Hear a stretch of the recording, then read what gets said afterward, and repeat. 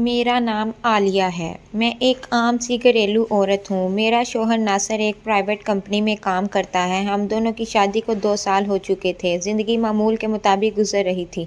ناصر ایک محنتی انسان تھا مگر اس کا زیادہ وقت شہر سے باہر گزرتا تھا۔ میں زیادہ تر ساس سسر اور ناصر کے چھوٹے بھائی فراز کے ساتھ گھر پر رہتی تھی۔ فراز اس وقت کالج میں پڑھتا تھا۔ عمر بمشکل 18 سال ہوگی مگر چہرے سے بہت سمجھدار لگتا تھا۔ شروع میں وہ مجھ سے بہت جھجکتا تھا۔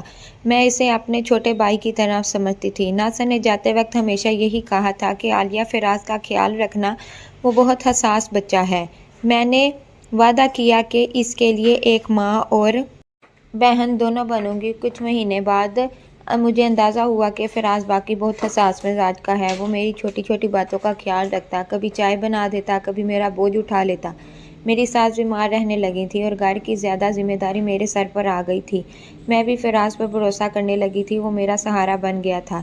ایک دن جب ناصر شہر سے باہر تھا، مجھے بخار ہو گیا، سارا بدن ٹوٹ رہا تھا۔ فراز دوائی لے آیا اور بولا، بھابی آپ آرام کریں، میں سب کر لوں گا۔ میں نے اسے روکا مگر وہ ضد کرتا رہا۔ رات کو جب بخار زیادہ بڑھا تو وہ میرے لیے کھچڑی بنا لایا۔ میں نے دل ہی دل میں سوچا، اللہ تیرا شکر ہے ناصر کا بھائی اتنا اچھا نکلا۔ لیکن اسی رات ایک معمولی سی بات نے میری نیند چھین لی۔ میں نیم بے ہوشی میں تھی کہ اچانک کسی کے قدموں کی آواز آئی۔ آنکھ کھلی تو کمرے کی لائٹ بند تھی۔ دھندلا سا سایہ دروازے کے پاس کھڑا تھا۔ میں نے سمجھا شاید ساس آئی ہے مگر سایہ کچھ دیر تک وہیں رکا رہا۔ میں نے آہستہ سے کہا، کون ہے؟ کوئی جواب نہیں ملا۔ میں نے لائٹ آن کی مگر وہاں کوئی نہیں تھا۔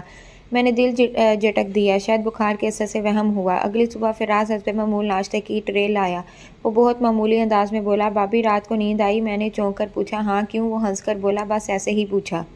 کبھی کبھی راتوں کو آپ کے کمرے سے آوازیں آتی ہیں۔ اس کی مسکراہٹ میں کچھ عجیب سا راز چھپا تھا۔ میرا دل ڈوب گیا۔ میں نے بات بدل دی۔ چند دن بعد ناصر کی کال آئی کہ وہ 1 مہینے کے لیے مزید باہر رکنے والا ہے۔ میں نے کچھ نہیں کہا مگر انداز سے جیسے کوئی چیز ٹوٹ گئی ہو، اندر سے جیسے کوئی چیز ٹوٹ گئی ہو۔ فراز اب زیادہ دیر میرے پاس بیٹھنے لگا۔ پہلے وہ بس باتیں کرتا مگر اب کبھی کبھار میرا ہاتھ پکڑ کے دعا دیتا کہ اللہ آپ کو سلامت رکھے بھابی، آپ بہت نیک ہیں۔ یہ جملہ سادہ تھا مگر لہجے میں کچھ الگ تھا۔ میں سمجھ نہیں پا رہی تھی کہ فراز کے دل میں کیا ہے۔ میں نے اسے اپنے دل سے بیٹے کی طرح چاہا تھا مگر شاید وہ میرے بارے میں کچھ اور سوچنے لگا تھا۔ ایک دن میں نماز پڑھ کر بیٹھی تھی۔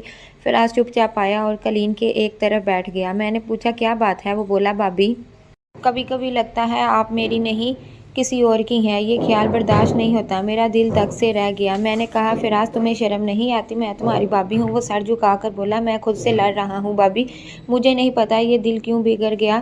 میں نے اس دن کے بعد خود کو اس سے مکمل الگ کر لیا، بات چیت بند کر دی۔ کھانا ساس کے کمرے میں کھانے لگی لیکن سسپینس تو ابھی باقی تھا۔ 2 ہفتے بعد رات کے وقت گھر میں شور ہوا۔ ساس دروازہ پیٹ کر کہہ رہی تھی، عالیہ دروازہ کھولو۔ میں بھاگ کر باہر آئے، سامنے پولیس کھڑی تھی اور ساتھ میں فراز سر جھکائے کھڑا تھا۔ پتہ چلا کہ وہ کسی دوائی کی دکان سے نیند کی گولیاں خریدتے ہوئے پکڑا گیا۔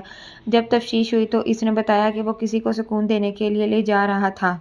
میں نے وہ جملہ سنا تو میرا بدن سن ہو گیا۔ مجھے اچانک وہ رات یاد آئی جب مجھے سایہ دکھائی دیا تھا۔ میں سمجھ گئی وہ میرے کمرے میں آیا تھا لیکن اللہ نے مجھے وقت پر بچا لیا۔ اگلے دن فراز کو ناصر کے حوالے کیا گیا۔ میں نے سب سچ ناصر کو بتایا۔ ناصر کے چہرے پر جیسے دنیا ٹوٹ پڑی ہو۔ اس نے فراز کو ایک جملہ کہا جو آج تک میرے کانوں میں گونجتا ہے، رشتہ اگر حد پار کر جائے تو محبت نہیں گناہ بن جاتا ہے۔ فراز کو شہر سے دور ہاسٹل بھیج دیا گیا۔ میں نے بھی ناصر سے کہا کہ اب میں صرف اپنے رشتے اور ایمان کو بچانا چاہتی ہوں۔ میں نے قرآن کھول کر سورہ نور کی آیت پڑھی، پاک عورتوں پاک مرد کے لیے ہیں اور پاک مرد پاک عورتوں کے لیے۔ اس دن کے بعد میں نے دل سے ایک فیصلہ کر لیا، کبھی کسی رشتے کو ضرورت سے زیادہ قریب نہ ہونے دوں گی، کیونکہ ایک معمولی لمحے کی نرمی بھی انسان کو گناہ کے گہرے میں دھکیل دیتی ہے۔ سبق: رشتے بہت نازک ہوتے ہیں۔ محبت، خیال اور احترام میں صرف ایک لکیر کا فرق ہوتا ہے۔ جو اسے پار کر جائے وہ رشتے کو نہیں، اپنے ضمیر کو تباہ کر دیتا ہے۔ بھابی اور بہنوئی کا رشتہ محبت کا نہیں، احترام